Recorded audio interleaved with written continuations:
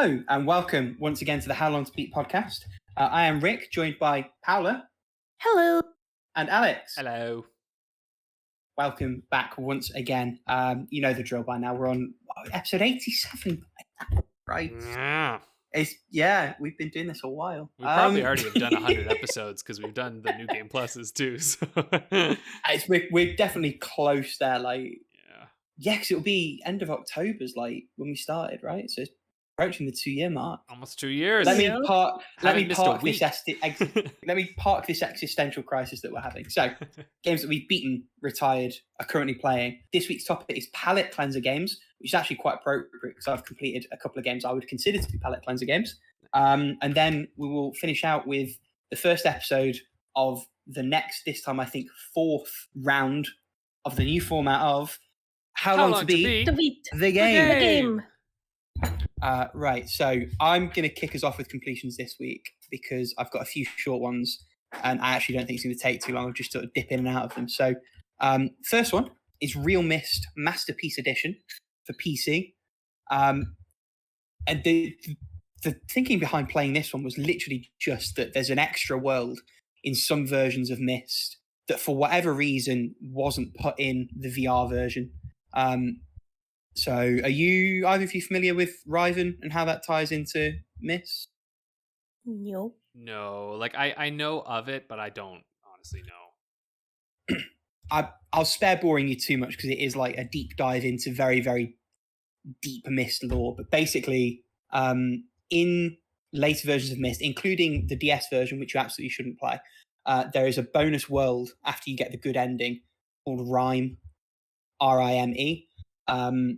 It feeds into the plot of later games and it gives you a bit more background into certain things that Atreus was doing with his children Sirius and Akanar in some of the other ages of Myst before everything that goes down prior to the events of the main game. It's very short. It's not super deep. And the main purpose of doing it is tying it into the sequel and also just giving you a little bit of extra sort of flavor information. So it was a real quick turnaround. It was half hour total because when you know how to complete Myst, you can actually get the good ending in 15 minutes. You have to get all the markers on the island. So there's one puzzle that you need to know the solution to. But because I'd recently played the whole of Myst again, I knew what I was doing. So I spent about 15 minutes doing that and maybe another 15, 20 minutes in Rime. It's very tacked on. I can kind of understand why they didn't feel the need to add it if that's for the reason that it wasn't in the most updated version of Myst. It's a nice little addition. And it was kind of nice to go back and appreciate just how much work went into the VR update because RealMyst is pretty patchy. It's not a great conversion in a technical sense. It's 3D Myst. You're walking around what was a slideshow in a 3D space, but the textures are way, way down. Everything's a little bit more janky. It's interesting looking back into the history of it. When it first released, it barely ran on most computers. And then they updated it. So I think it released originally in 05, 06, and then they updated it in 2014. And that's the version that I played. Not necessarily what I think if you want to experience Rime and don't happen to, as I already did, have RealMyst in your library, just go and watch Rime on YouTube. It's a 10, 15-minute thing.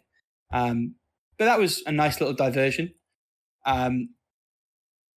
Debating now whether I want to go back into all the other Myst games. Probably one for the future rather than one for the now. There's a reason the first one gets re-released all the time and the sequels kind of don't. Well, they struck gold the first time. It's hard to repeat that, Yeah, and Cyan World's entire existence as a developing house has basically been chasing the dragon that is Myst. Yeah. So it's for sure an interesting one. Complete tonal whiplash. My next completion is Sayonara Wild Hearts for the PS4. This game's great. I could not imagine playing it on phone having experienced it on a big TV. And I don't necessarily think it's for everyone, but if it's for you, it is really, really good. And the reason I say I don't think it's for everyone is because the music is a bit hit and miss for me. Most of the songs I really, really liked. There are some bits where I was like, ugh. And particularly in the later stages, the game kind of relies on a degree of memorization. There's moves that it expects you to make and do that you couldn't do in a flow state just playing the game. You have to have played the level and failed it a couple of times and trial and error your way back in, which I found a bit frustrating.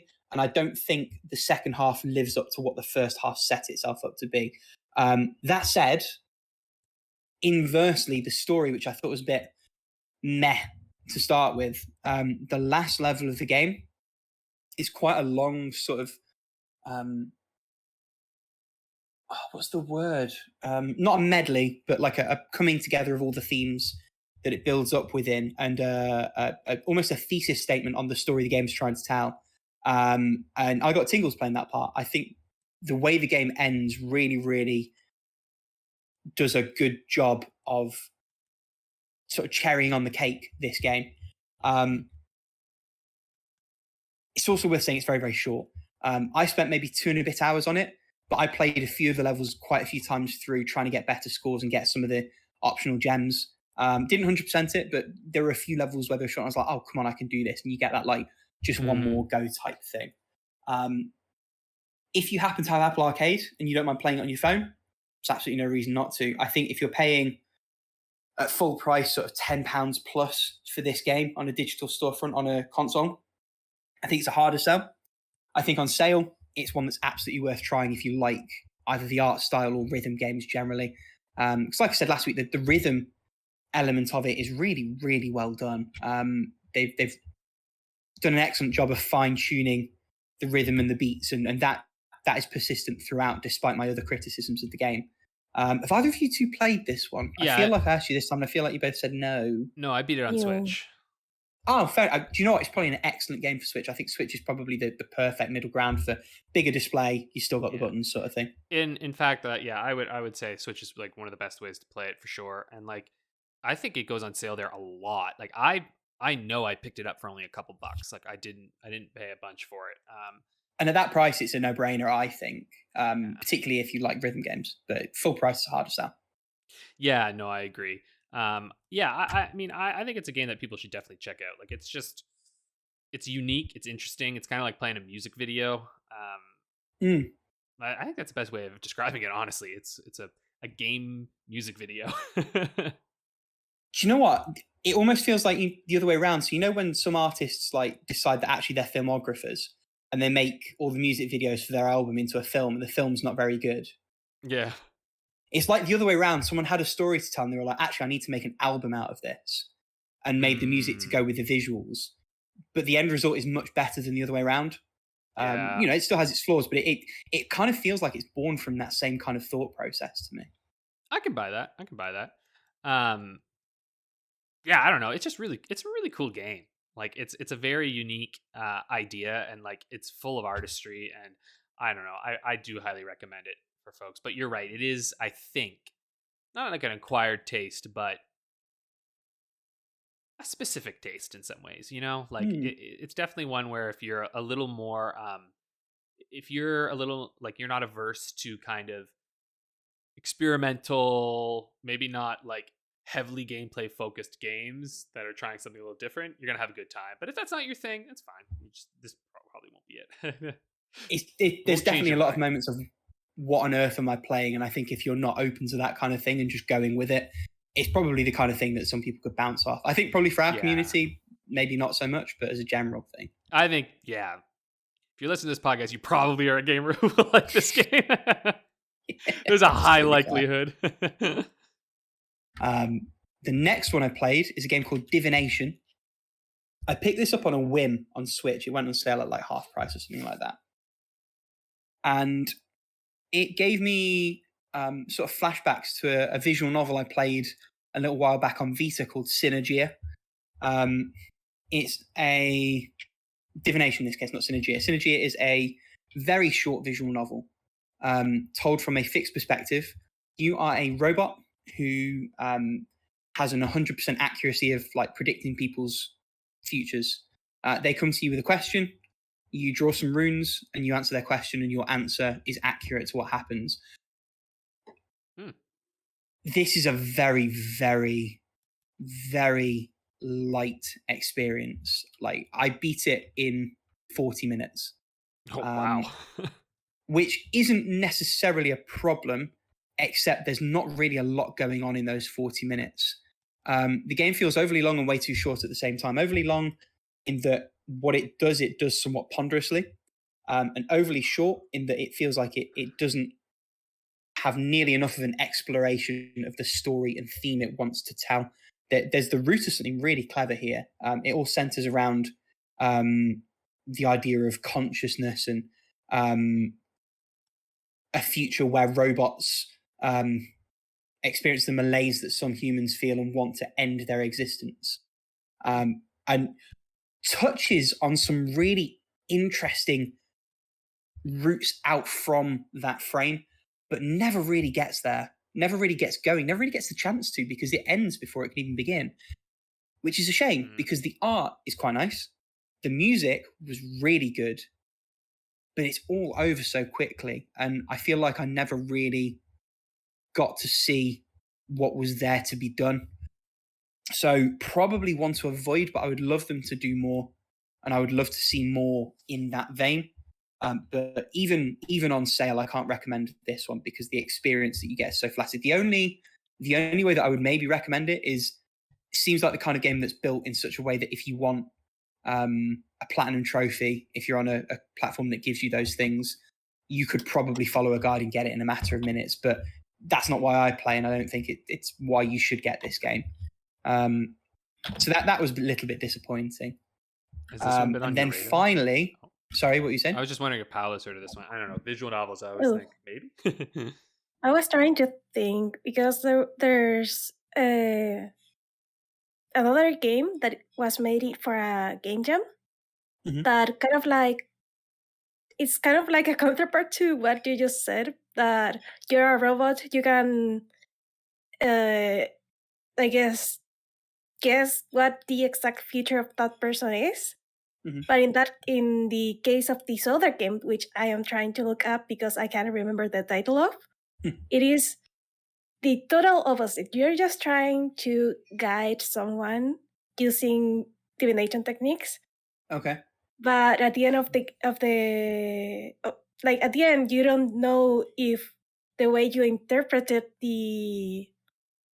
I think are the dice or like cards or whatever, the way you interpreted that person's current, like whatever is going on through this person's life and the future, you don't really know if you interpreted that correctly or even if there's like such a future like awaiting for them. And that in its own way, it's kind of like very, very interesting because it gives you like this open-ended game where at the same time there's still fun in trying to read like through this manual that you have, the symbols that you have on the table, and try to guide the person based on that. And that sounds way better than what I played, to be fair. That sounds way better than what I played. The whole divination mechanic doesn't really get explained. They had a flow chart of things they wanted to go to, and the easiest way to make it happen was just to say, what you say happens, happens. So, for example, minor spoiler, one of the people you do a divination for is a hitman, and he says, I've got 100% success rate. I'm really good at my job. I've got a funny feeling about this one. Am I capable of doing the job? And if you say he is, he does. If you say he isn't, he doesn't. And it's not like you're necessarily influencing that per se, because his reaction in both cases is more or less the same. It's just a way of you directing the story down whichever flowchart you want it to go. And if that was a conversational thing where actually, if you said no, their ego was a little bit bruised and, maybe you can see how that's coloring their thinking, that could be really interesting. But the game just doesn't even try. And that's the frustrating thing. Whereas what you're describing, Paula, it sounds like that's exactly what they've honed in on. And that, I think, is probably one of the more interesting components of that. One of the things that they could have done. And one of the things that it's a crying shame that they didn't, basically. Yeah. And then the last thing I played, or the last thing I beat, rather, this week was Metal Slug 5. Nice. So I played this on Vita via the PSP Anthology Collection. Very, very soulless. And even like having taken quite a bit of a break from the Metal Slug titles, I was doing a marathon and I stopped at 4 like 7 or 8 months ago, just because life got in the way and I never came back to it. 5 is very, very by the numbers. It feels like someone was given a month to take assets from all the previous Metal Slug games and just make a new campaign. And they did it. They did it, competently, if somewhat sloppily. And that's just where they're at. It was inoffensive. Like the core gameplay of Metal Slug is still fun. And when you're not counting the quarters, the cheapness of the deaths doesn't really matter so much. You can just blast through and enjoy it. But it's not great. And it's probably up there with 4 as my least favorite of the ones I've played so far. Well below even Metal Slug Advance, which wasn't great, and the 2 Neo Geo Pocket ones, which are actually really quite good, if a little bit different. I don't really have any more to say about that one than I hope 6 is an improvement. The impression I get from consensus is that it's a little bit better, and then 7 is better again, but we'll see. I'll be getting to those in the next month or 2. Nice. I have to say, I found the game. You have. It's called Where They Fall. It's my edit, so I'll make sure I put a link to that in the description down below. Absolutely. So wherever you're listening to this, there will be a link of some kind that you can follow or copy into a browser. Yeah. It looks neat. All right. Yeah, this was made like in a week. Oh, wow. No, in a weekend. Do you know what? Whoever made Divination, I probably quite mean. I can't imagine they spent that much more time on it. They would have written more if they'd spent more time on it. They just straight up would have. Probably. Yeah, so anyway, that's me. Alex, you've beaten a couple of Playdate games. I have. One of them's not really a game. And I'm not jealous at all. It's an art gallery, Art 7. It's an art gallery. So I guess I've completed it. I went through the gallery. It's fun. There's little secrets in there too that are really cute. And it's really a fun little gallery thing. I liked it. But then I beat Bloom, which is definitely the best game I've played on Playdate so far. It is honestly could have been like a flagship title for their first season. I think it's kind of wise that it's not, because it's definitely worth paying for. Just a really wonderful little life sim piece, right? Like you're just, because again, I don't want to go into too much detail, but basically like the core mechanics of the game are checking your phone, responding to your conversations, planting your garden up on the roof, and just like harvesting your garden every once in a while. And there is like a official end to it. I think you can keep going afterwards if you want. I didn't, because I was like, well, once I've seen the dialogue, I'm kind of good and I'm done. But it's just a cute story. It's a cute queer love story in Japan. And I was just like, yeah.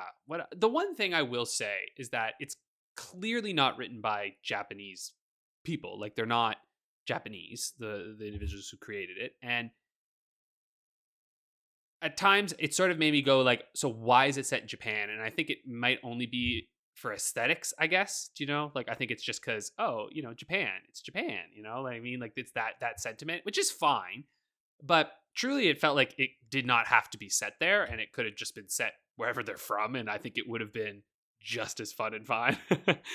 There are some cultural things that come into it, which I think is neat, and I can't speak on the authenticity of those because guess what? I'm not from Japan. So I don't know.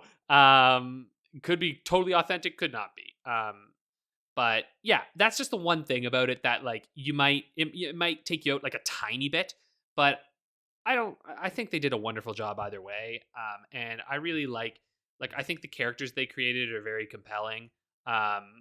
Your protagonist is not necessarily like universally lovable. They're a very normal person, and they have their struggles and they go through their own things. And I really appreciated that because I don't know, I felt like a real person that I was playing as, and they frustrated me sometimes because sometimes they wouldn't respond to messages, and I wanted to respond to messages, and I couldn't respond to messages, and I was like, Midori, what are you doing? And that was really fun. I was like, I like that you actually simulate that feeling, and like it's very good, and it's nice because it's semi real time. Like it's not. So like you're not going to be like getting messages at the actual time that it would say in the game, but it does make you wait. So like you will do some messages and then you'll need to wait a little while.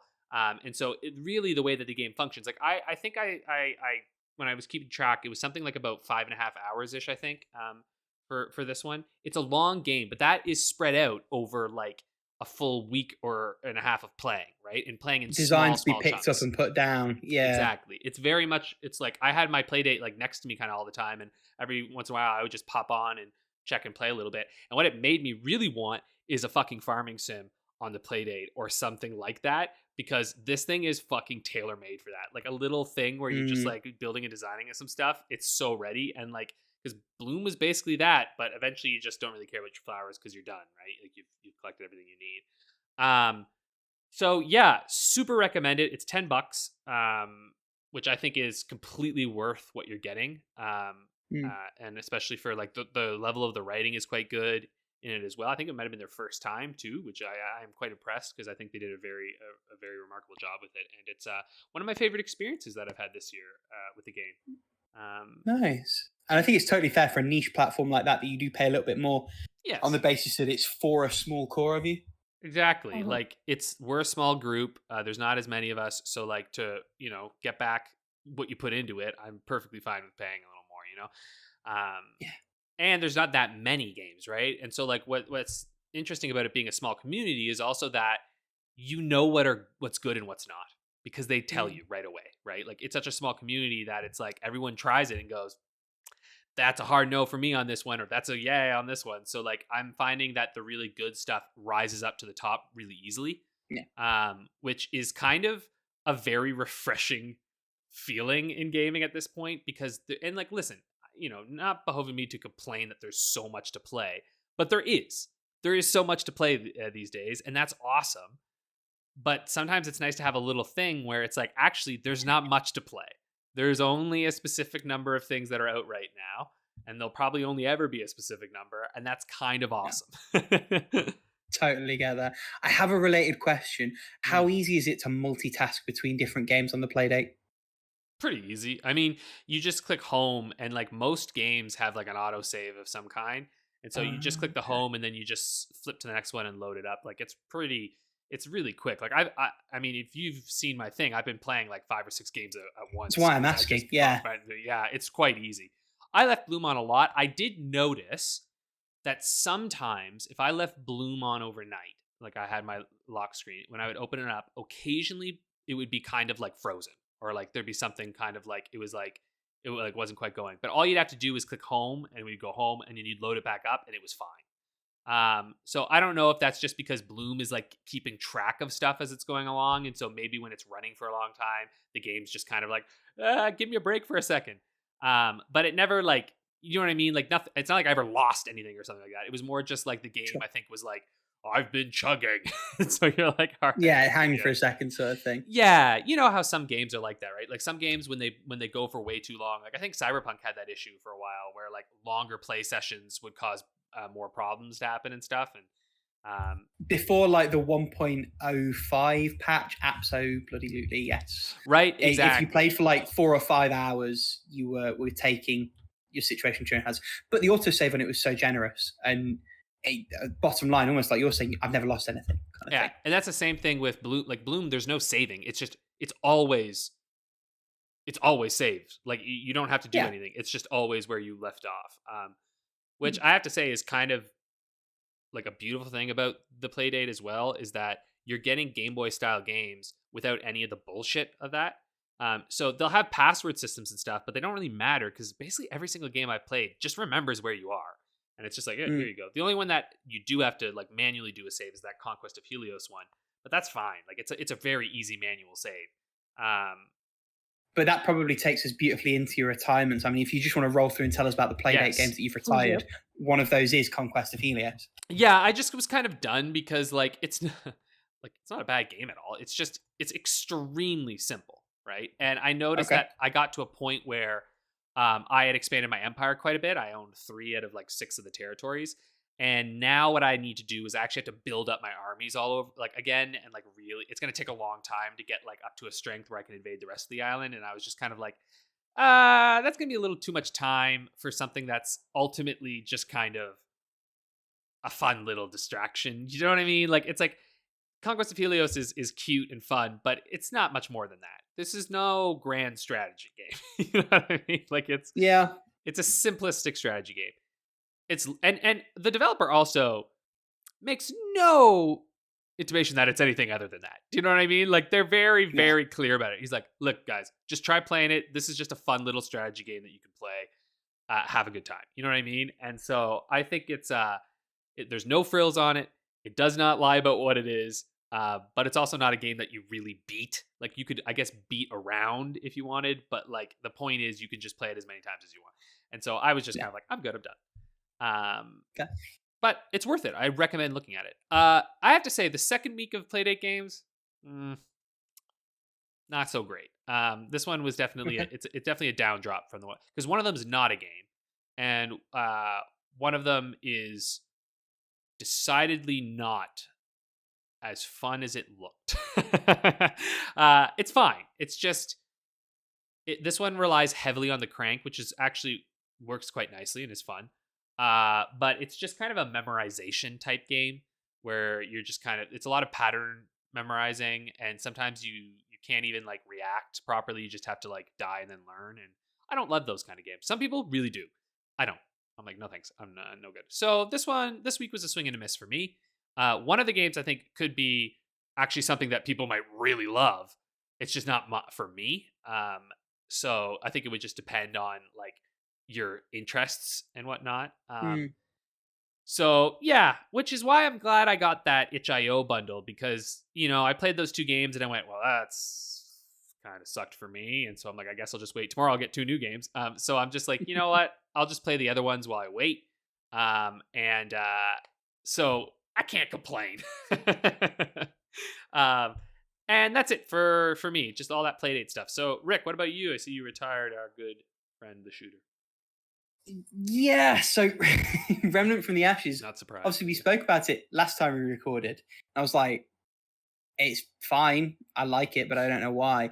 And then I played a little bit more the next day, and I stopped and I thought, and I was like, do I like it, or is it just not done anything offensive enough for me to not like it?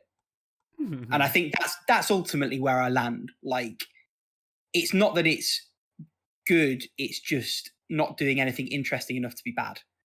And I'd hit like 2.5 hours of playtime. I had a look on HLTB. Great website, by the way, if you're looking to find out how long a game's going to take to beat. Howlongtobeat.com. Don't know if any of you have heard of it. But it was looking like another 10, 12 hours, even if I bum rushed the story to beat it. And I was like, that just sounds like work to me. So I retired it. There's other things I'd rather play. There's lots of other things that I'm having a blast playing right now. And I just didn't want to play any more of it. And I'm glad that I freed up that PC slot for one of the games I'm going to talk about in my playing when we get there. If we move on to what we're playing, obviously, Paula, you've not beaten or retired anything, but you and I have both been playing a game we played an X-Fest demo of. Tell me in the good audience what you think about that one. It is a very wonderful game. I am currently like halfway through it. Yeah. And it is adorable. Like, the Railbound is a puzzle game where you have to bring your little wagons to the main body of the train so it can depart. The thing is you have usually a finite amount of rails to lay down, and sometimes you have other puzzle elements, such as these buttons that allow you like to raise or lower a barrier, or the other buttons that allow you to change the way a rail goes. So the more you advance through the game, the more gimmicks like this you unlock. And currently I have a gimmick that I have to pick up passengers right now. And it has become a very, very interesting little puzzle game in that regard, because holy crap, some of these levels are hard as well. So, I mean, if you want me to tag in there, it's interesting the way that those hard as balls levels tie in, because like half of the levels are off the main completion path. So it's got like 1-1, 1-2, 1-3, but then it'll have like 1-3A, 1-3B. And if you just stay there off the rails. Yes, you absolutely could. Fair enough. God damn it. I got a round of applause from Rick. I don't know what that means. Should I be You've scared? You're ascended. going in power and I'm scared. But I kind of like that because if you want a casual, chilled out experience, you just hit next level every time. If you want to really, really push yourself, you can really push yourself with those levels. We should say, because I don't think we have said yet, this is a game by a developer called Afterburn. They've made 2 other games that you'll have heard us all rave about. Invento, which Paula was good enough to bring to the attention of Alex and myself, and also Golf Peaks, which I'm not sure if either of you two played that, but I played on my phone. I did, yeah. I have it on my backlog now. So their thing just seems to be grid-based puzzle stuff, and the rails are on a grid. It's definitely a bit different from the other 2 because what Invento and Golf Peaks did is they gave you specific moves. Golf Peaks in the form of like cards that told you what kind of golf shot you were going to do, and Invento in the form of like the pieces of sushi bento tile stuff that you put in the boxes. With Railbound, they give you like a free grid and then say play whatever tracks you want into it, with certain exceptions. And I think it's a different enough take along with everything else just to make it really, really interesting. So far feels like the tightest of their puzzlers to me, maybe just out of Head of Golf Peaks. I think I'm about the same point as you, Paula. I'm like in World 4. I've just gotten to like some of the signal changing ones, the yellow tiles, and that started throwing me for a loop. How are you finding it on PC is my question, because I'm playing on mobile. I know you're playing on your computer. It's pretty good. I don't have any trouble with it because I thought that using a mouse instead of my finger, like to build the rails, would make it a little bit like finicky. But it hasn't. So at the very least, the PC version has been a very solid one. Good. Yeah, because I played that on PC when I started, and it was snappy on PC from what I remember. I mean, it's good on mobile. You definitely have to redraw tracks occasionally, but that's just because of the way that the curved parts of the tracks, when you've got like 3 directions coming off a track, go. But it's always easy enough to do. And there's like quick shot buttons for undo last action and reset the board, which I imagine are on PC as well because it'd be the same UI. All of which is to say, I'm assuming you feel the same way, Paula. Like, this is a big recommend from me. I don't know how much it's on PC. It was like £4 on mobile, and I think that's a really, really good price for what you're getting. And I can't see this game screwing it up. I think I'm expecting it to last all the way through and be excellent because that's the dev's pedigree. Yeah, I'm trying to see like the price on PC, and it looks to be around like $6. It is currently on 10% off. Yeah, it's not very price will vary depending on the country because we tend to get the games a little bit more, a little bit cheaper in regional pricing being what it be. Yeah. But for the price, like, yeah, the game has been fantastic for that price. I would recommend that, like, hands down. Yeah, I would have happily paid a few pounds more than I actually ended up paying, to be fair. So, yeah, and it's worth saying, like, aesthetically, this game is wonderful as well. It's not like just a mechanically good game, but visually it is wonderful. It's a little bit different to what they've done before. It's a lot more cel shady. It's got a bit more 3D, a bit more of a pop to it. And the music and the sort of sound effects and stuff like that are really nice. There's a really satisfying choo choo whenever you like complete a puzzle and the track goes and the train just goes spiraling off. Yeah, so the game's showing up as like £10.29 in the UK version of Steam. Currently, there's a 10% discount on top of that. I think if you want to play on PC, that's a fair price. For me personally, I think mobile is a better home for this, and it's definitely cheaper on mobile. But I think it's well worth what they're charging wherever you end up playing it. Yeah, me and Alex have talked loads, Paula. You tell us about the other games you're playing at the moment.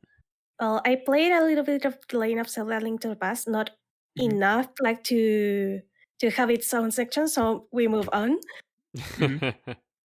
And the other 2 games that I'm playing are, as always, Age of Empires 4, which, by the way, I got to the rank of Gold 2 Nice. somehow.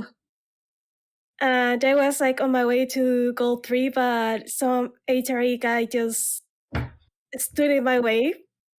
So I couldn't get to Gold 3 this week, but I will get there eventually. Which, by the way, I have a very good match like this morning.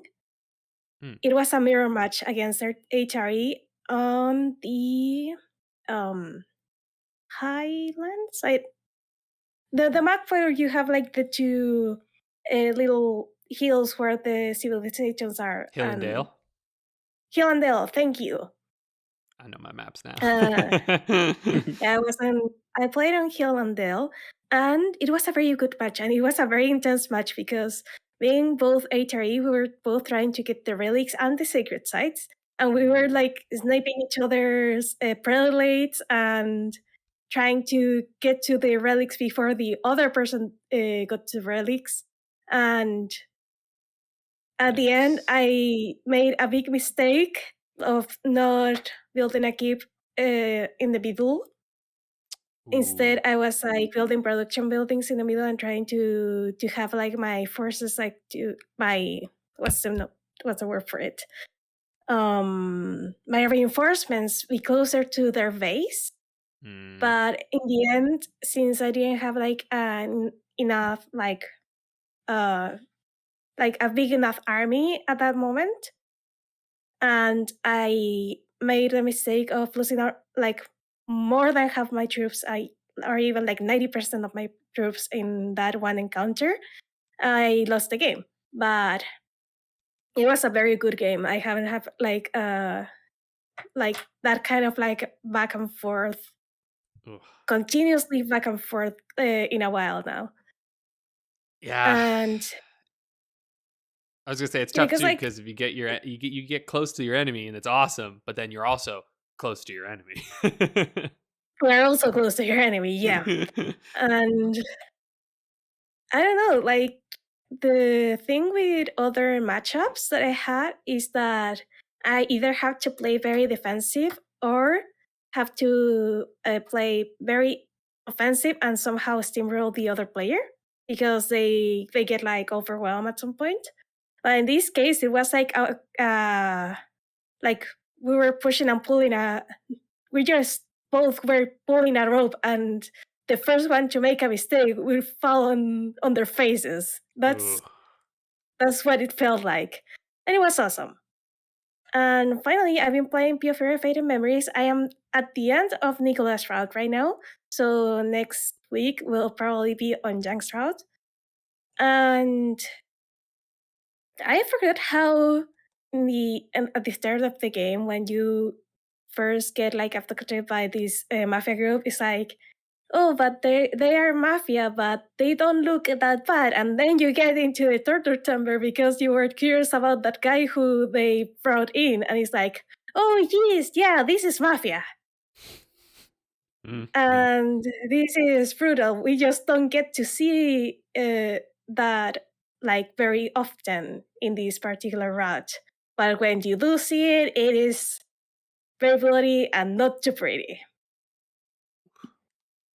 So story-wise, I think the first route like tells you like very little of what the overall or the overarching plot is, which for anyone like getting to the game might be frustrating on one side, in the sense of, oh, I have no idea what is going on. But on the other side, you also get to see like the world building without the extra layers of complexity of the story, which in my opinion is a lot more nicer. And that is from me. Alex, why don't you tell us about Live Alive? Yeah, I've been playing more Live Alive. I think I'm almost I have one chapter left. So I'm doing and then there's like, whatever is after that. I don't know what's after that, but I assume there's something after that. I think there's more after you finish the 7. Which one have you got left to play? The Far Future one. That's the one I'm currently playing. I think I've more or less caught up to you now, actually. So I'm playing the Far Future. I've got Near Future to play, and then that's me done with the original 7 as well. Yeah, near future's interesting. I found it really bad at first, and then it got and then it was okay. After a certain point, it got more fun. But the first part of it was very just like back and forth kind of shit, and then it unlocks into something more interesting. The far future so far is fine. It's kind of adventure gamey-ish, you know. Yeah, you know, it's okay. Clearly based off of like, you know, Aliens at the time, like, or you know, those sort of sci-fi. I don't know. Actually, I don't know if there's any aliens in it who come in at any point, but you can tell that it's based off that kind of concept because it's, you know, like you're out in space on a big ship and you're like exploring. No one can hear you scream, kind of thing. Yeah. Although I don't know. Have you gotten far into it yet? Because I still am not sure what the. Okay, yeah. Because I don't really know what the thing is going to be in this one. Like I'm just sort of walking around talking with the crew and stuff, and like one guy just went outside and he's come back in now. So you're a little bit. I've literally just woken the crew up. I've gone to the rec room, and you know that arcade machine in the corner. Yeah, you can play that. Yeah, you can play a game on there. Yeah. So I've been playing that part and just trying to bum rush the whole thing. I'm a fair bit further in than you are, I think. Than in that one, I'm probably like an hour into this one. But yeah, the Imperial China one was great. I thought that was really fun. I love the training. That was a great idea. It's just very fun. Great concept. Yeah. So far I'm having a good time. I'm kind of getting it to the point where I'm like, okay, yeah, if we can wrap this up in a couple more hours, I think I'm going to be good to go. Like I'm having fun with it. It's a fun experiment, but yeah, I'm kind of, you know what I mean? I'm getting to the point where like, I'm good. You're hitting the point where you've had your fill sort of thing almost. Yeah. Yeah, exactly. Played some more Disco Elysium. Still an incredible game. Again, though, you have to be in the right mindset to read a novel. Yeah. Which sometimes I'm not, but sometimes I very much am. Tapeworm Disco Puzzle. I think I talked about this last week. It's just really fun. Still going. I'm about halfway through it. You know, you're a little worm going through these puzzles, collecting little items and whatnot. It's dope. It's very dope on Playdate as well. You can play it on the Nest too if you want. I think you can even buy a physical cartridge. I've started playing. So Playdate has a Picross game. So you better know I've been playing that. Sketch, share, solve. It's in that itch.io thing. I think the idea with this, I'm pretty sure you can get other people's Picross like maps into this. I don't know how yet. It comes with 150 made by the creator of it. And I have to say, the pictures that he creates with it are pretty fucking cool. Like better than a lot of the Picross pictures, honestly. And you guys, you know, you only have the two colors, but at the same time, it maybe because it's so simple, and I know that there's only like, you know, black and not even really white, like I don't know, black and not black. Yeah, black and grayish. The fact that you can make so many interesting little pictures with that, when you see the full picture, it is kind of like, oh, that's what it is. Cool. Like you had that moment of where you're like, oh, that's neat. So it brought back a little bit of that joy. Because I think with Picross, part of the problem is that, you know, you're playing on like the Switch and, you know, it's like a full color machine. And so when you see these kind of like black, and then like often when it shows you what it actually is, it like adds color to it, right? Like often when you do stuff. But the point with this one that's so neat is that no. They literally just made images with the black and the gray, right? And so that I think is actually what makes it a little more interesting. So anyway, that's that for Sketch, Share, Solve. It's great. I started playing Dragon Ball Z Kakarot because it was like $15 used at GameStop, and I was like, I want to play that because I went to see, I think I told you guys, I went to see Dragon Ball Super movie, yeah, in IMAX, which was so cool in IMAX. And I was like, man, I want to fucking play through the Dragon Ball Z saga again. And I watched the Dragon Ball Z Kai during the pandemic, but I only got through about halfway of the Buu saga because I gotta say, the Kai editing for the first couple sagas, like the Saiyan going through Frieza and going through Cell, was really good. But then they get to the Buu saga, and I feel like they kind of stopped cutting and like adjusting it a little bit, and they just kind of put it out again because it's a lot longer and it does not feel snappy. And I kind of burnt out on that one, so I stopped watching. And so I was like, you know what? Why don't I just play this game and get the cliff notes of that saga? And so I'm like, let's do it because it has all the way up to the Buu saga. Then I think there's DLC for like Beerus and stuff, but it's not. I don't think it's that great. I think it's just a couple fights. But then I think there is an actual standalone expansion for Trunks, in like Future Trunks. I think there's like and apparently that's really fun. Anyway, this is probably gibberish for a lot of people, but I grew up with Dragon Ball Z. I absolutely love it. If you do not like Dragon Ball Z, you will not like this game. Just kind of guarantee you won't. Like, you might be fine with it, but if you like Dragon Ball Z, this game is fucking dope. It's pretty great. One kind of thing that I'm a little like, okay, guys, do we need this many RPG elements? Come on. You know what I'm here for. I'm here to Kamehameha, baby. Kamehameha, right? That's all I want. I just want to fucking beat the shit out of things and go through the anime, and it's fun that way. I will say flying on the Nimbus is really fun. You can play as different characters throughout, I believe. Obviously right now it's just as Goku. It looks wonderful because, you know, it's that beautiful cell shaded kind of art style. And it follows the entire, like, it starts at the Saiyan saga. And it has really nice recap actually of Dragon Ball. So like I watched all of like another like Dragon Ball kind of abridged version that cut out some of the chaff, and I watched that and it was really good. And so this one actually does a great job of kind of recapping that story, and then you can find all these like encyclopedia entries with like screen grabs from the original like anime and stuff, and like explanations of things, and it's really fun and neat, and like it's clear that a lot of love for the series was poured into this game. And I think I've played a fair number of Dragon Ball Z games, and I do think this one stands out just for the fact that, you know, there is this open world element to it, the kind of flying around. The combat is still very fun and bombastic, crazy battles. And so, yeah, I would say I recommend it because I also think it, in a way, it mimics part of the charm of Dragon Ball Z, which is the fact that like all these crazy transformations that they all do, they only happen after like grueling practice and training and intensity, and like usually through like emotional moments and whatnot. And so the game, by being RPG, it kind of mimics a sense of like you have to work your way up to being this all powerful Saiyan and like going through it. And I kind of dig that. I'm like, it feels thematically kind of cohesive as a game. So fun times. It's probably a solid 7 game overall, even just from starting it, I think. But if you're a Dragon Ball Z lover, this shit's pushing up to like an 8 or 9, you know, like, because it's that kind of faithful in how it works. And it's got the original voice actors, and they recorded all these new lines and stuff, and it's so good. Like, just, it's so good. It's so good. When you say the original, it has the original voice actors. You mean the English ones, the Japanese ones? Which ones? Both. It's got both, from what I know. But I'm playing in English because the English actors are awesome. And I don't want to listen to it in Japanese because I do not want to read subtitles. And yeah, the English voice actors are fantastic in Dragon Ball Z. So it's really, in fact, honestly, like, it's one of the few animes where I'm just like, you know what? If you speak English, English is 100% the way to go. It is just absolutely how to do it.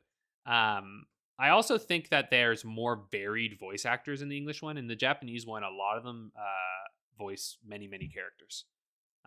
But I think, and that's common in voice acting and fine, because often voice actors can sound imperceptible. But that's not the case with this, because like some of the kids are voiced by the same people, and so it just sounds like Goku again. And I'm like, huh? But the Goku voice actor, she is incredible for the Japanese one. She's like a really huge, famous voice actor in Japan, and does some really impressive work. But I grew up with Dragon Ball Z dubbed. That's just how it is. But I'm pretty sure you can just swap voices if you care and if you want to. So they give you that option. There's probably multiple voices, to be honest. It's probably not even just English and Japanese, but I'd have to check. That would be very interesting, because I wonder if Latin America Dragon Ball fans are stuck with the Japanese or the or the Spanish version. I like to imagine there's a Simpsons-esque like debate going on about which Dragon Ball dub's better. There's probably that.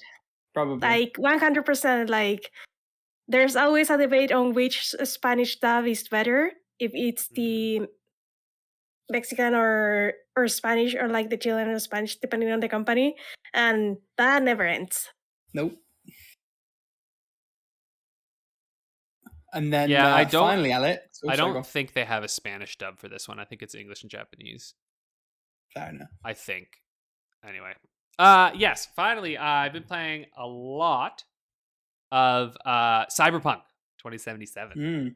I'm really liking this. I'm having it is currently, had it released like this, it would have been a game of the year contender, I think, for sure. Like, absolutely. But those managers are fucking assholes who rushed a game out and probably made all those developers extremely sad because they put years and years of their life into a truly quite remarkable piece of gaming, and it will never, ever, ever be seen for what it is because they fucked it up. And I have to say, I'm low-key salty that I understand it, but I'm salty that like last gen's not getting the expansion either. I personally think it's fucking ridiculous if they did put it on the last gen. I understand being salty. I fully get people feeling that, but this game should never have been on last gen anyway, as far as I'm concerned. But I get that it functioned, but it's one of these things where I'm just like playing it on the Series X. I'm like, how is this on last gen? Like, honestly, the density of this city. And I noticed it because when I first played it, it was still technically the Xbox One version.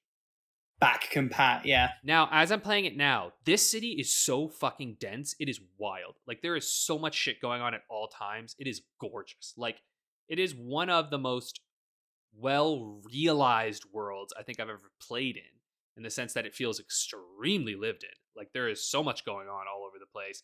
There's fucking shit just breaking out all the time. The amount of fucking random shit that's happening at any point that I could get sucked into is wild. And, like, what's also wild is it's just, like, the game is straight up like, you don't have to fuck with that, man. Just let the cops deal with it. You're like, okay, yeah, I won't. And then sometimes I'm just like, what are these guys doing? Scan them, and I'm like, quick hack everybody and run in and fuck them up. And I'm like, yeah. One thing I will say, the shooting is so bad on console. It is just that because at first I was like, okay, am I just bad at FPSs again? And I'm like, no. I just played through fucking Call of Duty a little while ago, and I had zero issues with aiming. I was fucking sniping and stuff. There is something going on with the fucking control sticks or analog sticks with the shooting in this. And I don't know what it is, but it's like, I've tried messing around with the sensitivity. I can't seem to get it to work right. What it feels like, it feels sluggish. So it feels like as I'm moving, it moves too slow. And then when I stop, it's like my guy keeps going past my targets. And so like, I'm like, why can't I get it on the target right?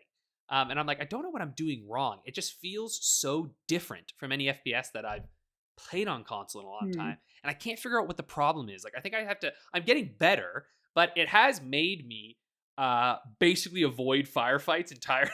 So I have barely shot anyone in this game at this point. I am very much a quick hacker and stealth at this point. And I actually love playing games that way because this actually feels a little bit like playing a Dishonored game. And it's really fun. And they facilitate, there's actually, it feels very viable to be stealthy because you're just kind of like this magic stealthy breaching through and like getting into the cameras and tagging everybody. And then like I'll like short circuit their fucking optics and take them out. And like, it's kind of more fun than just going in guns a-blazing, honestly. Like, when I played, I found I had a lot of fun doing what you did, like loading a load of hacks through and then essentially walking in and just like cleaning out the last couple with a shotgun or a smart pistol. Yeah, right? It's fun. And there's something powerful about that. Like, you won't be able to stop me. Tough. Yeah, right? Like, I'm a net runner, basically. That's the way I'm playing. I'm just like, I'm this corpo net runner who's going through and fucking taking you out with his axe. I finally got a better cyber deck, so I'm just like, all right, now I can really play. And like, I've got myself all kitted out and lots of good shit. So yeah, I think if I were playing on PC, I would probably be doing more shooting because I bet you anything, aiming is a lot better with the mouse. Maybe. I don't remember having any problems on PS4, but it was a while ago that I played, so I don't know. I don't know what it is. It just feels off. I think I have to keep playing with my sensitivity, but I will say when I have like sights on it, it's a little easier. Like it feels like I'm aiming a little bit better, but I even noticed it. Like I was doing the shooting range and I'm trying to just like aim this freaking pistol, and it just felt so slow. So I took a smart pistol that just shot like millions of rounds, and I was like, I was like spray and pray, and I won. So I was like, hey, Fair. But yeah, like I said, it's a pretty game, and it's got an intriguing story. I'm probably gonna sink a lot of hours into it. I'm glad that it's finally hooked me. Like it honestly, it really takes a while to hook you. I think like you have to get through that first, because it has a pretty long intro segment. Because technically, like I would argue until I guess until you meet Johnny, because that I don't think that's a spoiler. Johnny is like Keanu Reeves is in the whole thing. So until you meet Keanu Reeves is in it? Yeah, what? Until you meet Johnny Silverhand, like Keanu, I would argue that's kind of the beginning of the game, right? Like once you actually meet Johnny, I feel like that's where the game really opens up. Like there's stuff you can do, but really you're pretty limited until then. And it's a pretty long opening moment. It's great, but it's fairly long. It's like 8 or 9 hours. It's almost like a Persona game where like until you get through the tutorial dungeon, you're not really playing. Yeah. And that's totally fair. Like it's very handholdy up until the point that portion of the plot has kicked in. Which is like 4 or 5 hours. If not more, depending on how much you do ahead of that. True. I remember playing a fair bit longer than that when I first went into it. Because I didn't play much ahead of that because I knew that I wanted to get past that part. Yeah, fair. Yeah, that's just like that was just for me. And then it also because it unlocks a lot of stuff, and they give you a lot of like good things. Like a lot of the side jobs, actually, there's some good shit that they give you really early on. That's like worth. Yeah, like the early. There's side an jobs, SMG I got one of the side jobs. I had the whole game through and just kept upgrading it. Yeah, the fire breathing one if you got it. From I don't the think I had mission. that one yet, but it's on my list. I love. So the cars in this game control like Grand Theft Auto car. It's not good. Yeah. But the motorcycle, very fun. Yes. Much better. Jackie's Arch. Yes. Oh, that shit is good. I drive that everywhere. You can fly off and hurt yourself pretty bad, but I also find that very funny. So, and as long as you have like, I have like a perk that heals me up anyway, so it doesn't matter. I'm like, I fall and then I just heal up and I'm like, whatever. But the motorcycle, yeah, it is way more fun to drive. Like it feels super fast and quite tight. Like I don't know what motherfucker was designing the motorcycle and like tweaking the gameplay on that, but they did a good job. Like it was really. In fact, I love bombing around on that thing. I have my car now, but I'm like, I don't want a car. I want my fucking motorcycle. And then you can see your character. You look great. You're just like, yeah. And that's the sign of a good open world, right? Like it's fun to do the travel. I almost never use the fast travel in Cyberpunk. Yeah, I've been using it a fair bit, but not a lot because only if I want to get to a mission quickly. But there's so much shit in the world that like you might as well not, because you're going to unlock a bunch of stuff as you're driving around. Yeah. So it's better to just, but they also, I think they do a really good job though of like gradually easing you into a bunch of things. Like their missions, I find those early side missions as well are really good at like introducing you to a facet of the world that they have. And so you're like, oh, in this one, you're going to meet like a netrunner. Oh, in this one, you're going to go and you're going to learn about somebody who hands out jobs. In this one, but all wrapped around like interesting concepts, that make them fun. I really like Delamain. I've been having fun tracking down Delamain's shit for. Oh, that mission is that whole like quest line is so good. I love it. And the conclusion of it's strong as well. Yeah, I can tell they were hinting at something because the end of the first one, you're like, oh, what's going on here? And it ends in a way that you're like, there's like 15 or something like that to pick up across the map. And then if you collect all of them, there's then an additional quest that like closes out that arc. It's well worth seeing the whole thing through. And I think it has some bearing on what ending you get as well, depending on a choice you make in that. Like if you do the quest, it can influence how the ending plays out. But yeah, it's one of the better quest lines. Cyberpunk's a little bit like The Witcher, I gather. Yeah. In that the side stuff is the best stuff. Like the main story's okay, but the little side quests are where the gold is hidden. And see, I've been getting that feeling, which I'm totally fine with, because I do think like The Witcher does, one of the CD Projekt Red's strengths is creating worlds. Because that was very much what The Witcher is. The fun of The Witcher is actually, for me at least. And like, again, it's not to slag their main stories. Like their main stories are good. It's totally good. It's just that they have so many fascinating, weird stories that they want to pop in there, and that if you just go and explore, you're gonna find tons of cool shit. And so I'm really digging it. and I'm slowly leveling up, making my way through, increasing my attributes and everything, and going through it. There's some that I will admit, like some attributes and stuff, you're like, what is the point of this one? But like as you go through, now I'm wondering, is this one of those games, Rick, where like at your end, did you have like most of your attributes like pretty high up, or were you like really low in a couple, or like is it like, I'm curious if this is one of those games where like you really have to carefully mix which one you want. Kind of halfway between the two, leaning towards max most things out. It's worth saying two things. One, you can't max everything out, or at least you couldn't when I played, because the level cap stopped you before you could put all the attributes in all the things. So you, generally speaking, have to at least pick. So there's like 3 main attributes and then like 2 strands within each one. Yeah. You kind of have to accept that at least one of those is going to be massively underpowered, and then at least one more is going to be moderately underpowered. Second thing to note is that like most of the perk trees were fucking broken when I played the game. Yeah, so they're way didn't matter. Yeah. So, I actually like, yeah. Go on, sorry. No, I was gonna say I've noticed, because I looked up, I was curious and I was looking for a cyber deck, and so I looked up some stuff, and there was like there's like these guides on like a really good cyber deck, and I went and I found it. Everything's different in this game now. Yeah. Nothing. Yeah. If you see anything that is before literally maybe a month ago, it's wrong. Guaranteed. Like anything balance wise, wrong. They have changed this. This is a new game compared to when it came out. Honest to God. Like, it's very true. Yeah. And in a good way. Like I it feels to me as I'm playing through it that I can't exploit much. It feels like it's like more like plausible, and like it feels as though when I'm putting points into attributes, it's actually mattering in the world, which is pretty nice, at least. Like right now, I have a fairly high body, but not a lot. But like mostly, I'm going for intelligence and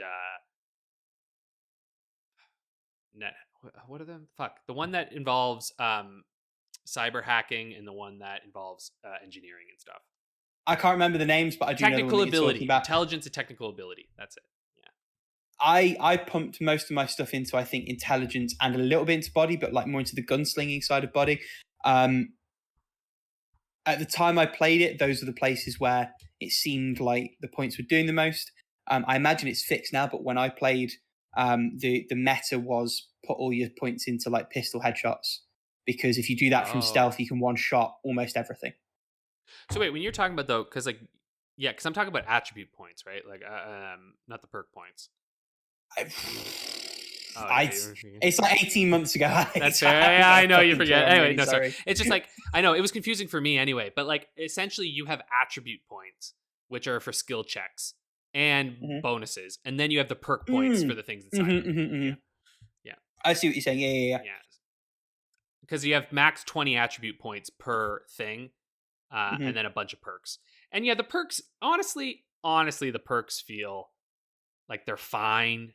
I don't think nothing has seemed to massively change how I'm playing. Do you know what I mean? Like, it's like they more tailor some perks more than others. Yeah. Some perks are just kind of like, oh, that's a nice little bonus. And like a lot of what I've gone for early on is like get a ton of money from stuff like hacking and things, so that I can just be like making as much money as possible throughout the length of the game. Anyway, Cyberpunk's fun. Yeah. The one small comfort, just to capstone that off, is that when I do end up replaying the base game on a different platform so that I can play the expansion, like you say, it's going to be a different game, and there is at least that comfort to it. Yeah. So, I might even play a little bit of it, because with the 1.6 update, they've put some stuff in to tie into the anime that's coming, haven't they? So yeah, I'm excited. I may well jump in and just play the extra little quests. The anime looks really, really cool. It's by Trigger, so good pedigree. There's going to be an anime of comes out tomorrow. Cyberpunk? September 12th. So we're recording on the 12th, on the 11th. It drops on the 13th, Paula. It's on Netflix. Oh, I thought it was the 12th. That's 13th. Duly noted. Yeah, Edge Runners is what it's called. And there's a couple of quests that tie characters in, and they've put a couple of cross-promotion stuff into the game. Yeah, I got a cool there's like a couple of extra little side missions. Yeah. It was very powerful, and it looks nice. And by then I should have finished Breaking Bad, so my TV schedule will be open. I've got like 3 episodes left. There you go. Oh, nice. Breaking Bad is excellent. Excuse me. Yes, it is. Yeah, it's God, that show goes hard. It's such a tangent, but when I started watching it a few weeks back, I was like towards the end of season 1, my friends were like, oh yeah, it's good, but it gets crazy in season 3. And I was like, I beg your fucking pardon, it's pretty crazy now. But that show goes places. Yes, it does. And it very much lives up to the hype, which is good. Anything else you want to touch on any of your games, Alex, or should I jump in? I don't think I had anything else. I think I talked about all of them. So it is on to you, good sir. Happy days. So we've actually talked about quite a few of mine already. So we've talked about Live Alive. We've talked about Railbound. Like Paula, I've started The Legend of Zelda: A Link to the Past, although I'm playing the Game Boy Advance port rather than the SNES original. I'm in the opening dungeon. I've literally just got the sword and shield. So I'm not far enough in, except to say that like it feels pretty good so far, but so far is 5 minutes. So, you know. Played some more multiplayer stuff this week. Got back onto both Rocket League with the new season update and Risk of Rain 2. Me and my brother are getting agonizingly close to beating the Void ending, which is like the alternate route that comes with the first DLC. I've been switching up characters a few times, so I had been doing a lot of gameplay with the captain and also with the railgunner, who's one of the new characters with said update. I've switched back to Rex for a bit, and I've had quite a lot of success with his moveset, particularly when my brother's playing as Loader. You've got like a nice combination of range, healing, and also like a degree of stun and clumping together and weakening that sort of synergizes with what he's doing. We're real close. We've got to beat the thing soon. But even when we don't, we're having a great time, which is the main thing. And, you know, ditto Rocket League, that will never not be a good time for me. I've played quite a bit more of Days Gone. I did have a quick look at like a quest overview. I think I'm sort of a little bit past the halfway point story-wise. It's a difficult one because I keep saying I'm just going to bum rush the story and finish it. But when you're actually playing, the gameplay is good enough and it meets out sort of the side content alongside the main quest at just the right pace that I end up fucking doing everything anyway. So and that feels like I'm saying it as a criticism. It's kind of a testament to how good the underlying game is, even though it is a little bit generic and lacking in like a killer hook. It's by no means a bad game. It's actually a very good game. It probably just arrives 3 or 4 years too late, and that's such a difficult thing because it's not the game's fault, really. It's quite a strange one. I am going to finish it. It's a question of when, not if. I'm aiming to get it done sooner rather than later. But yeah, it's ongoing. And now that I've not got Remnant to take some of my time from the like ongoing game that I'll just be playing in perpetuity, that's got a bit more of my attention. I alluded to starting a new game on PC when we talked about my beaten games. That game is Return of the Obra Dinn, which is a game that was bought for me at Christmas by Alex, and I've only just started playing, but it's very good. It's really, really cool. It's worth saying, first of all, screenshots do not do justice to how incredible this game looks in motion. Fuck knows what Lucas Pope did to make that dithering work so good in a 3D space, but by God, it does. And there's so many beautiful little animation effects, like the trail that takes you from a death incidentally in one freeze frame through to where that body was shouldn't work in monochrome. But A, it does, and B, it looks incredible. The way the moon just sits in the sky, the way everything moves around, amazing. So for anyone who's missed Obra Dinn, it is a game by Lucas Pope of Papers, Please fame. You are I suppose, an investigator who's gotten onto a ship called the Obra Dinn that had been lost to time. I think you're an insurance guy. I'm pretty sure that's what you are. Is it explicitly insurance thing? I'm pretty darn sure you're like the insurance investigator who's like checking to see what happened. Yeah. And you have a supernatural relic that allows you to see like the last moments of the dead people on the ship. There were 60 crew on board, and you have to work out what befell all of them. And you do that by seeing their last moments, using context clues to piece together who was who, how they died, and whose hand they died by, or tentacle, as the case may be. and you have to work out who those people were in clumps of 3, which is a clever sort of halfway house between allowing you to do a degree of brute forcing and guessworking, but without giving you too much scope to just break the pace of the game. I dread to think the process that was involved in trying to put this story together before writing and making it, because there's so many moving parts. And what I'm starting to like, because the game's really, really stingy with people using each other's names, there's a lot of using context clues like nationality, job, the locations on the ship that you find. People sometimes allude to who they are.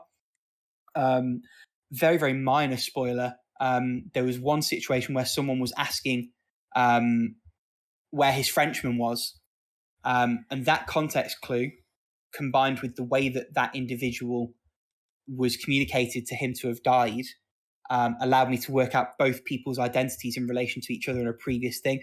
And it's so good at giving you those moments of successful detective work and that light bulb switching on in your head. I'm not super far in. I've played a couple of hours. I have determined the fates of 9 of the crew so far. And for all the extra things that it's shown me, I actually feel like I have as many questions as I have answers, which is kind of interesting. Again, very, very minor procedural spoiler. The game, in terms of the vignettes and it shows you and the way things move, starts right near the end and then sort of starts working backwards towards the beginning of the Obra Dinn's voyage, which is interesting. And I think it makes a lot of sense based on what it's shown me so far, because it leaves a certain degree of mystique to what parts fall into place where and when. This game's really good. It's really, really good. If it weren't for Breaking Bad, it would be the only thing occupying my thoughts. I've got a lot of like, oh my God, what's going to happen next stories going on in my head. And Obra Dinn is right up there. Yeah, it's really, really good. Very, very tastefully restrained use of sound as well. A lot of drones, a lot of tension building. The voice works pretty strong, even though there's not a lot of it. It's all very well implemented. I think if I were being a little bit nitpicky, like there's certain parts where movement's not entirely comfortable. And there's a couple of mechanics where actually I think a slight bit more tutorializing could have been useful. So 2 examples that jump to mind. First of all, there's a thing you can do where you right click to zoom in. And if you hold that over someone's face, there's then a shortcut that you can use to go straight to their entry in the book that you're using to deduce everything. That could have been much better signposted. I kind of found that out by accident, but I feel like it's the kind of thing where not everyone will, and actually it would be really useful to put that a bit more front and center. The other one is there's a tutorial for the triangle rating system. So one clever thing that the game does is when someone's entry is in the book, their face is blurred out until the game determines that you have enough information to know who they are. That information is rated on a scale of 1 to 3, 1 being the most obvious, 3 being the least. Only if you click on a certain UI element does it tell you that. I Googled what the triangles were and found out a good hour before the game deemed it necessary to turn that tutorial prompt on. And I think that could, again, be better highlighted. But overall, this is such a strong game. An incredible effort from like a solo developer. And irrespective of that context, a really, really good mystery so far. So I'm having a great time with that one. And then finally, from one solo effort to another, I am playing one of the last 3DS games ever released, a game by the name of Automaton Lung. This is a really, really bare bones third-person actiony platformery thing. It's more interesting to me as a piece of history than it is a good game. It's not a ringing endorsement, and even if you wanted to buy it, it's unless you've got a hacked console or funds that you can add onto an eShop account, there's hoops to jump through to get access to this game now. It's fine. It all kind of functions. There's, I think, 21 levels. I've completed 2 of them. One of them was straight up just a boss battle. I find it interesting, and it's easy to dip in and out of, and I'll probably finish it. But it is very much a curiosity and not a whole lot more. A truly glowing endorsement. Yeah, if ever there was one. Yep. So obviously I know you've played Obra Dinn. Have you played Obra Dinn, Paula? So I do want to jump back into that one briefly. I haven't, so I try to mentally dip out of the conversation when you were spoiling things. The most mild of spoilers. That's a hard game. They're things you come across in the first hour. Yeah, I have to say, Obra Dinn is a tough one. I've always found hard to talk about because I don't know how to define spoilers for that game. To be honest, I really don't, because I don't think anything you said to me felt like spoilers.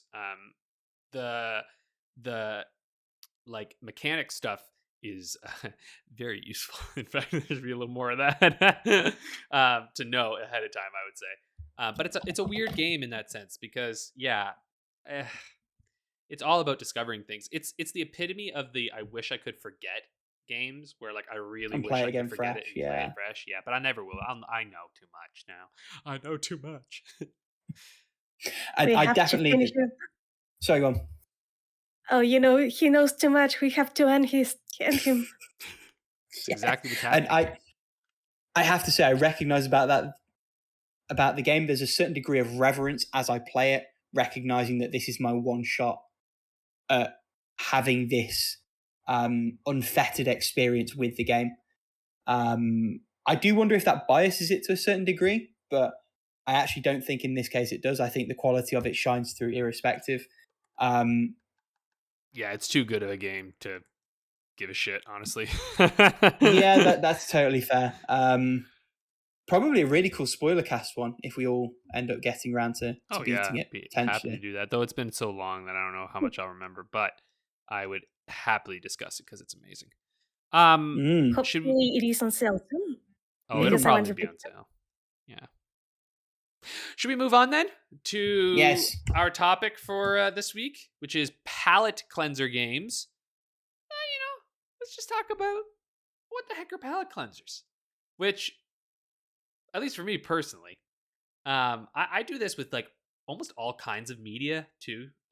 Like even with reading, like when I think of a palate cleanser when it comes to gaming, I don't even always think of it being like I need a break between games. Sometimes it's I need a break between books or TV shows as well. Like I'll mix my media up to give me palate cleansers. And so like for me at times I'll just be like, okay, I've just played this like ginormous, big ass RPG or something, and like I find myself needing to just not play another huge one right away, right? And like getting into something that's just going to kind of like sweep my mind a little bit and just like not entirely be mindless, but at least a little mindless. You know what I'm saying?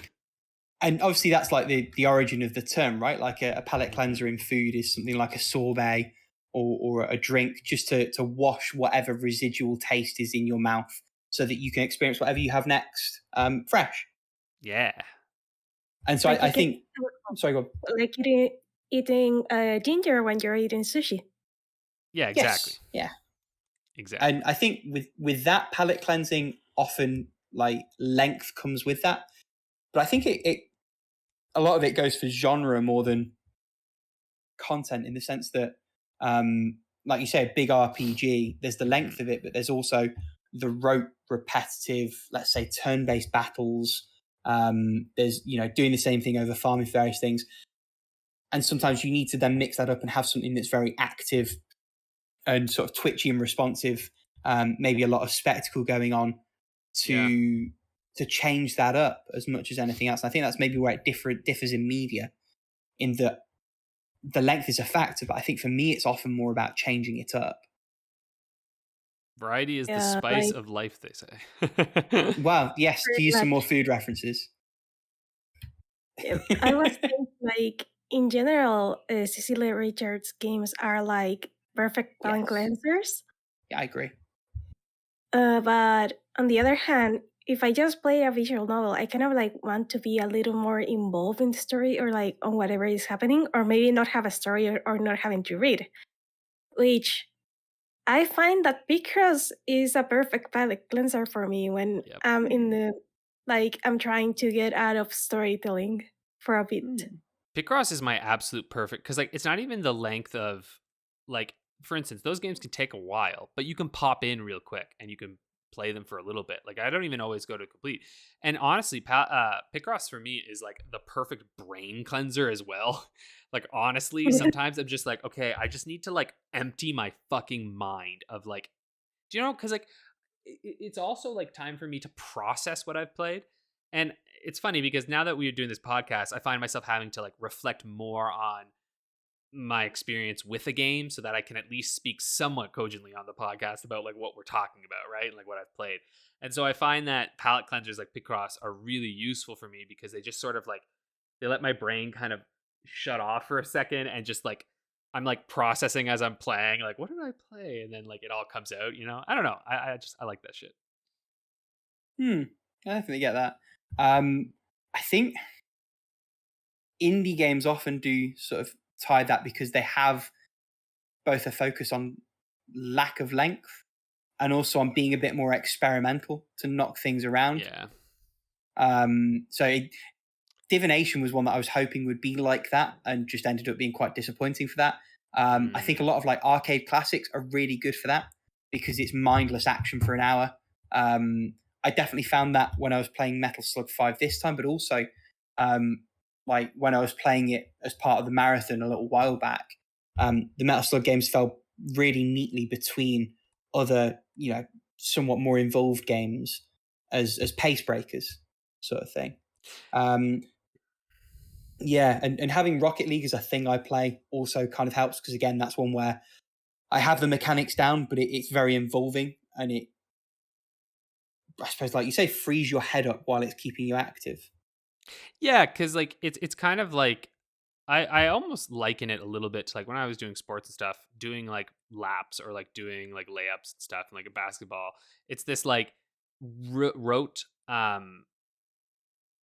skill that you have tons of ability with and that you turn into muscle memory. And so like doing it, you're working your body, but your brain also kind of can shut off a little bit because you've done this so much that you're just kind of making your body go through not necessarily the motions because like it's more involved in that, but it's like I don't know, A formed habit almost. yeah, it feels rejuvenating in some way. And so like for me, like some of these games are like that where it's like, all right, I just want to put myself into a little quick experience, get a little bit of like a, you know, center a little bit and then like move on to something else.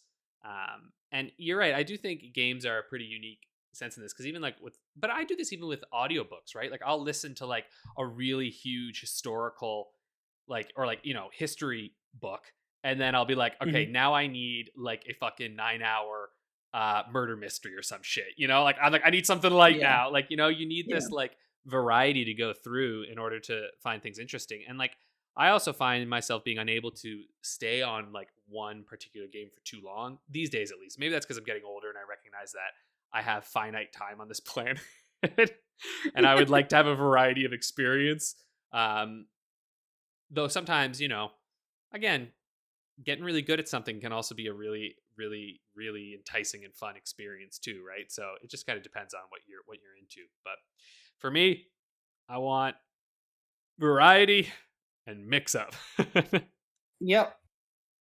And again, that indie stuff ties right back into that. It's just the way to go for it. Do you guys find you do palette cleansing games on a console in particular? I actually find I do quite a lot of it on mobile, just because it's like a break from having a controller in my hand a lot of the time.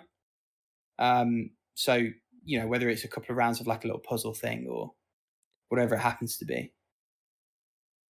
What at my How Long to Be page, saying that I go a lot for either Nintendo Switch games or PC games. Mainly because in PC I can find like almost everything on itch.io. Yes. And on Switch it's like very easy to just pick up and play something. But in particular, there's there's a lot of PC games that I'm seeing here in my list that are either giveaways on the Epic Game Store or that they are on Game Pass. So usually they're not something I buy because I want something to play like later when I'm like overwhelmed by some other game. Is more like, oh, it is here. I kind of need like a shorter experience or like something like more wholesome than Café Enchanté because I don't know, it broke my heart or something. So yeah, playing something mindless like Speakers or like something more, I'm gonna say cozy, but I'm not sure that's the correct word for a street cat's tale. That is like a tale about a cat in the street, pretty much, and just doing whatever or like playing at your height, which is absolutely cozy. It's like the kind of thing that I'm like usually looking for when I'm like either on the PC or on the Switch, like something short, something. Yeah, Short Hike's absolutely a great one. It's interesting that you say like you're looking for a tonal palette cleanse in terms of this, like looking for a specifically nice, wholesome little story rather than no story whatsoever. Yeah, or something that looks cute, or anything that is like, oh my god, please take my mind away of the story that I just witnessed because I've been scarred for life here. Yeah. I mean, you know, play some Otome fucked things. shit when it comes to Otome, man. They're fucked. Yeah, you know, it's interesting. I don't think I'm super console based or like there's a specific one that I go for. Because I feel like I get into moods about what I want to play when it comes to like devices that I have. And so like I think an obvious answer might be like Playdate, but Playdate also, it's not even really palette cleansing because there are such short experiences that it's just like they simply are. They're like addendums. Do you know what I mean? Like it's like an add-on to my gaming. But I think these days PC for sure, because I have this new laptop and like I've been getting into just the world of like I have so many games now that now I actually feel like I'm slowing down and I haven't really bought any bundles for a while because I think I've got like the main ones that get bundled and so I'm good now. You know what I mean? Like you hit a point like Humble put out a really good 2K like mega hits pack, but I was like, I have all of those. I have all of them. Yes. Yeah. And like they put out another one too. But I know exactly the feeling. Yeah. Yeah, and the Starbound one or something where it was like it like had all these like Star Wars games and stuff, and I was like, I have all those too. I was like, okay, so now I'm at the point where I'm good now. Like I've got them. We're good, you know? And so I love because like again in PC also I find there's a lot more experimentation and a lot more short form content I find on PC because I think it can find its audience a little bit easier. There's less barriers to entry as well, right? Like you're dealing less with like Nintendo and Sony. You know what I mean? You've got it on the PC, you can pop it on there. It's like a little bit easier. Still tough, but obviously I think things can thrive a bit more. So I've found that smaller kind of intensive experiences are for me a little more on PC and Switch as well, because again, that handheld feeling of like I can be watching TV or something while I'm doing it and kind of like washing myself out a little bit. I think I personally treat consoles as like intense games because you got to sit on the couch and play, right? And like you're sitting there and you're going through, and it just to me it feels more like I want to sit down and have a gaming session. Not like, hey, I'm going to pop in for a second and play a little bit because you know what I mean? Like by the time you got everything fucking all going, you like it's time to play. So yeah, I guess PC and Switch again maybe for me would be where I go. I'm assuming similar-ish for you, Rick. I'm guessing handhelds and for sure. I mean, the thing is, I do a lot of my gaming on handhelds anyway, so it's not like that necessarily is a palette cleanse. I think part of the reason I was asking is because when I look at my own setup, I have so many consoles that it's more I will jump onto a different one rather than I have a palette cleansing one, because I've got like actively in rotation just with the handhelds a Switch, a Vita, another Vita, a PSP, a 3DS, another 3DS, a Game Boy Advance, a regular DS.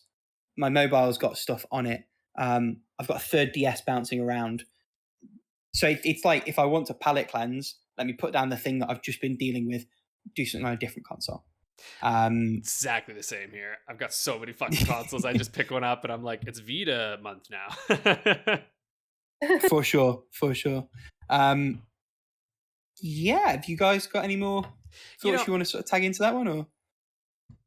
I just have one thing. It's sort of funny. My partner and I were having the discussion actually about like the different mindsets. This is something we should talk about later. Maybe I'll hint at this. Maybe we should talk about this next week. But I want to talk a little bit about the collector versus the like enthusiast mindset, because this is making me think of it when you're talking about like you and I, like we own a lot of consoles and a lot of handhelds. But like my thing is I don't actually go and buy like I don't buy any really like physical games anymore. Like when it comes to like older retro things, I tend, because I've jailbroken them. So like for me, like I don't feel like I have this collector mindset of like, oh, I gotta get all these things. I have this enthusiast. I want to actually play these things, right? So like I try other things, yeah. Anyway, I want to talk about it because it reminds me when you're talking about this, like the palette cleanser thing. It's that the reason I have all these is because I would like to play, and pick up and drop and play a whole bunch of different stuff, and that becomes the palette cleanser. So anyway, I'd be curious because I think we all have like a varying level of the collector mindset and the enthusiast mindset and stuff. And anyway, maybe next week we can talk about that. Paula's like, yeah. I have words. I definitely am an enthusiast that wants to play all the things, but also like I've had a Switch for like a year and I've accrued 21 physical games plus God knows however many digital ones. So I don't think I can say I don't want all the physical shit. Like that's just not true at all. Yeah, I would usually put off getting a game for a while if that meant I can get it like physical, especially when I have to wait like a couple of weeks for it to ship from Amazon. So it's like I can play it on release date, probably pay less for it, but the box looks pretty. It's win. Yeah, absolutely. Well, let's save that for next week then. We'll jump in and figure all that out. Yeah, and that's that. Why don't we jump into How Long to Beat the Game? Rick, you kind of hilariously had like frozen on my screen, and we're just doing like a weird like backup smile, like. Yeah, that's because like on my side, I'd like gone to tee it in, and then you went to tee it in, and both our tee-ins kind of overlapped, and it was a whole thing. And I'm just thinking, how the fuck am I going to edit this together so it looks coherent? Well, and I've already failed because now this is here. Yeah, it's all good. You're good. You can leave this in. So I think this is my go because I won last week. So woo woo. So I'm going to find a game here for y'all. So let's see. And the game this week is